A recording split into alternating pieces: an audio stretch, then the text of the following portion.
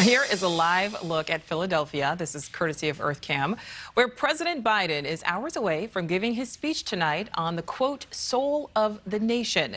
He said his goal is to rekindle his uniter-in-chief role, emphasize democracy is at stake, and point out defenders and detractors of democratic principles. Although critics say he's taken a more combative tone in recent weeks.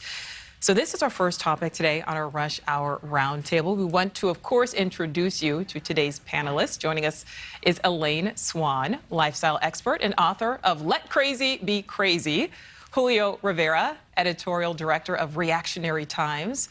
Dr. Nichole Berlie, moderator of A More Perfect Union podcast and chief national political analyst for KBLA Talk 1580.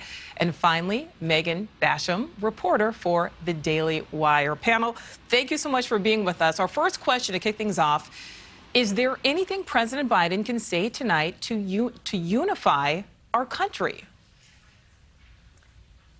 Yeah, Megan, what do you think? I'll jump in and I'll say yes, he can backtrack on what he's been saying for the last week. He could come out and say, look, we have some differences of opinion, but we are all Americans. We are all committed to this union. He could stop demonizing half the country as semi-fascists, as threats to our democracy.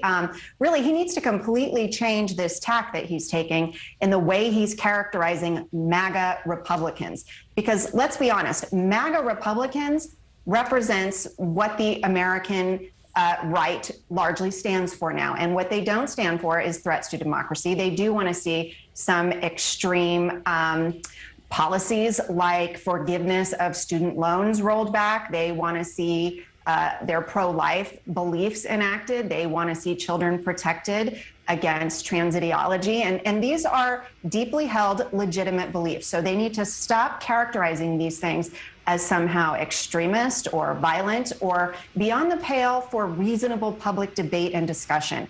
And that's part of what I think the problem is that we're seeing is they are pretending that these things should not be things that we are able to legitimately discuss in the public square. I find his rhetoric of the last couple of weeks really alarming.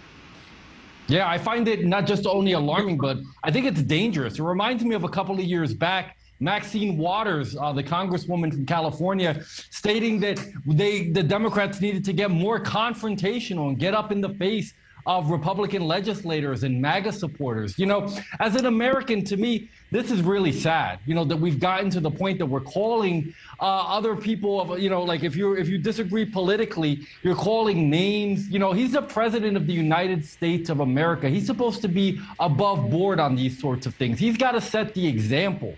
He's got to do the right thing here. And honestly, as a Republican, I would accept nothing less than an apology from Joe Biden tonight. And I think moderate and undecided voters should take that into consideration, that if you don't agree with him, you may be subjected to this same type of criticism. All right, well, before we move on, Julio, I do want to say, Julio, this is certainly not the first time we've had a president call names. But I want to talk about the fact that President Biden has been going on the offensive lately. He is certainly using much more direct language. Here's what he had to say in his speech. This was last week as he was pushing for unity among Democrats. Let's listen. The MAGA Republicans don't just threaten our personal rights and economic security. They're a threat to our very democracy. We must be stronger, more determined, and more committed to saving America than the MAGA Republicans are destroying America.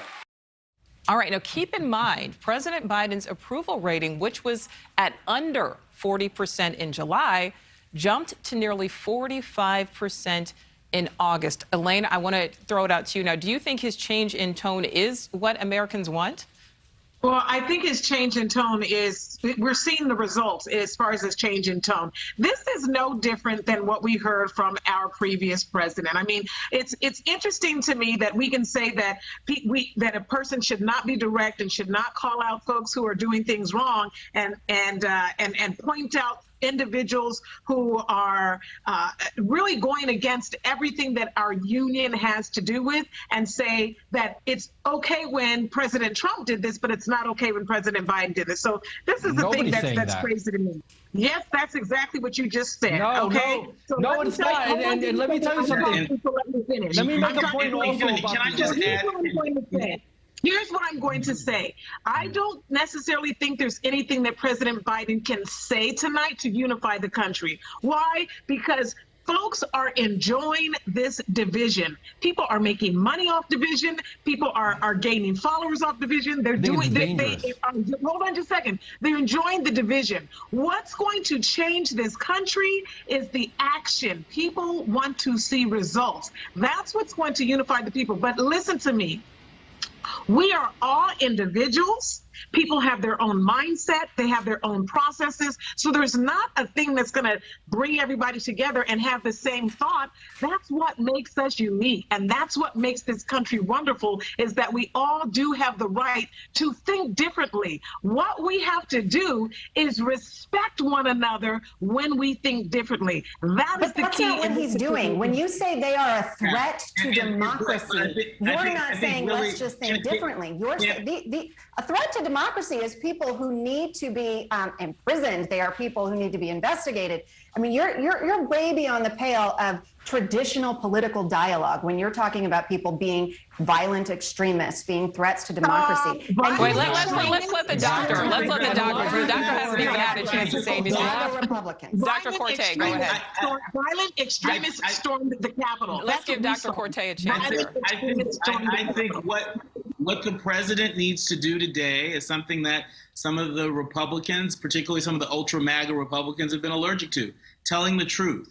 The American people deserve the truth. Oh, there goes another insult. And it's important to note. It's important to note the context in which this speech is happening. Don't forget, over the summer, we've had this thing called the January 6th hearings that have been taking place, that have shed light, that have featured stories, experiences from Republicans who worked in the Trump administration that were just as alarmed as some people are claiming to be with President Biden's recent comments. And we've had crisis pregnancy centers firebombed. This is ridiculous. You know what? Honestly, the original sin here, the problem, we talk about the rules and we talk about democracy, but the fact of the matter was rules were changed in the 2020 election and it was unconstitutional. I know, but you started out with Julio, let the doctor finish his point. Then you can jump in. We can only hear one person. Just today, an ex-NYPD officer got 10 years in prison after the attack on the Capitol, where he used a metal flagpole to assault another police officer trying to hold off a mob of Donald Trump ultra MAGA supporters. And so we need the president to tell the truth about what has happened, what is happening in our country. Our democracy is at stake, and this president's not going to take it lightly, as others might want him to do. He is not unfairly going after all Republicans. He is zeroing in on the ultra MAGA Republicans that are resulting the violence. And let me just add, Senator Lindsey Graham, making comments about how violence might ensue if former President Trump is prosecuted. That doesn't help. That's why we need the president to stand firm and stand tall in Philadelphia, make the case today. Look, I think if we were talking about political extremism in a way that it was being applied equally across the board, if the White House, if the Biden administration had come out and said, look, we are concerned about these threats against Supreme Court justices over the Dobbs ruling. We are concerned about crisis pregnancy centers being firebombed. I mean, let's get down to brass tacks and some specifics. Yes, we are seeing some extremist violence on both sides, and I think that's something we can address, but that's not what he's doing.